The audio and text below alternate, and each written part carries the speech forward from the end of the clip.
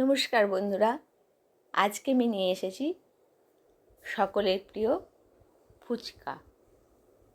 ফুচকা আমি আজকে বানিয়ে দেখাবো খুব সহজ পদ্ধতিতে। প্রথমে আমি একটা রোস্ট মশলা করে নিচ্ছি, তাতে জিরে আর শুকনো লঙ্কা। তারপর আমি নিয়ে নিচ্ছি আটা 1 বাটি আর সম পরিমাণ সুজি, আর নেব অল্প পরিমাণ খাবার সোডা, আর নেব নুন। ওটাকে আমি ভালো করে মেখে নেব। সুজি আছে বলে জলটাকে টেনে নেবে, সেই জন্য আমি একটু নরম করে মেখে নেব। তো অল্প অল্প জল দিয়ে, নুন আর খাবার সোডা দিয়ে আটা আর সুজিটাকে আমি মেখে নিচ্ছি।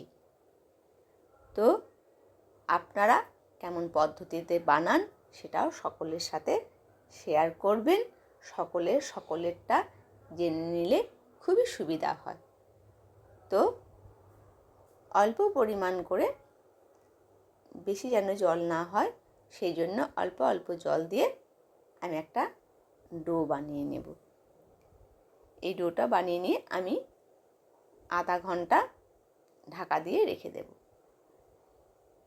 এই যে নরম হয়ে আছে, এটা কিন্তু সুজি দেওয়া আছে, এটা কিন্তু একদম জলটাকে টেনে শুকনো করে দেবে, সেই জন্য আমি একটু ঢিলা করে মেখেছি।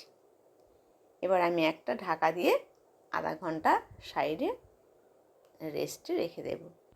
আমি একদমই ফুচকা বানাতে পারতাম না, বানাতে গেলেই লুচির মতো নরম হয়ে যেত, কিন্তু এখন আমি অনেকটা শিখে গেছি, সেই জন্য আপনাদের সাথে আমি শেয়ার করতে পারলাম। এবার আমি ওর মশলাটা মেখে নেব, মানে আলু সেদ্ধ। আমি 3টে আলু সেদ্ধ নিয়েছি আমার ফুচকার পরিমাণ হিসেবে। এবার যেটা মশলাটা আমি করে রেখেছিলাম, শুকনো লঙ্কা আর জিরে, সেই মশলাটা দিয়ে দিলাম। আর কুচি কুচি করে কাটা ধনেপাতা, কুচি করে কাটা কাঁচা লঙ্কা, আর আমি মটর সেদ্ধ করে রেখেছিলাম, মটরটাও আমি দিয়ে দিলাম, কারণ এতে মশলাটাও না খুব টেস্ট লাগে খেতে। এবার পরিমাণ মতো আমি এতে নুন দিয়ে দিলাম। তারপর এই মশলাটাকে আমি খুব ভালো করে মেখে নেব। এতে আমি কিন্তু পেঁয়াজ দিইনি, একদম পুরো নিরামিষি দিনেও সবাই খেতে পারবে। এবার এতে আমি গন্ধরাজ লেবু রস আমি এতে দিয়ে দিচ্ছি, কারণ ফুচকাটা সবটাই টক টক জিনিসটাই লাগে, ভীষণই ভালো লাগে টকটকটা, ওই জন্য এতেও আমি লেবু রস দিয়েই মাখিয়ে নিচ্ছি। এবার আধা ঘন্টা পর ঢাকনা খুলে আটাটা দেখলাম আমার একদম সুন্দর হয়ে গেছে। এবার এটাকে আমি বেলে নেব। বেলে নেওয়ার পরে যার যেমন মাপের যদি কোনো জিনিস থাকে সেই মাপ দিয়ে এটাকে কেটে নিলে গোল গোল আকারে ফুচকার মতো খুবই সুবিধা হবে। তবে আমি গোল গোল করে কেটে নিয়ে সাইডে রেখে দিলাম। এবার আমি তেঁতুল জলটা বানিয়ে নিচ্ছি। তেঁতুল জলটা বানানোর জন্য আমি একটা পাত্রে জল দিয়ে কিছুটা নুন দিয়ে জলটাকে মিশিয়ে দিলাম। তারপরে ওতে আমি যে ভাজা মশলাটা আমার করা ছিল, ভাজা মশলাটা এতে আমি 2 চামচ দিয়ে দিলাম, কারণ এই ভাজা ফুচকার যে মশলার গন্ধটা এত সুন্দর ওঠে, আমরা যখন ফুচকাওয়ালার পাশ দিয়ে যাই না খেলেও কিন্তু গন্ধটা পেলে পরে আমাদের খেতে ইচ্ছে করে খুব। এরপরে ওই জলটাতে আমি ধনেপাতা কুচি দিয়ে দেব। ধনেপাতা কুচি দিয়ে আমি তেঁতুল ভিজিয়ে রেখেছিলাম, সে তেঁতুলটা আমি জলটার মধ্যে একদম চটকে চটকে জলটার মধ্যে আমি দিয়ে দেব।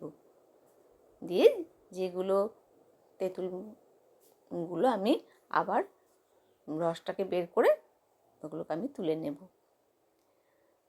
তো এই সব কিছু মিশ্রণটা এত সুন্দর গন্ধ প্লাস টেস্টি হয়। মাখতে গেলে জিভ দিয়ে জল বেরিয়ে আসে। গন্ধরাজ লেবুগুলোকে আমি গোল গোল করে কেটে ওতে দিয়ে দেব, আর কিছুটা লেবুর রস ওতে আমি দিয়ে দেব। এই মিশ্রণে গন্ধরাজ লেবুর গন্ধটা খুব সুন্দর একটা ফ্লেভারও আসে, প্লাস টেস্টিও লাগে। তো আমি কিছুটা রস ওতে বের করে দিয়ে দিলাম, আর দুটো স্লাইস করে জলটার মধ্যে আমি দিয়ে দিলাম।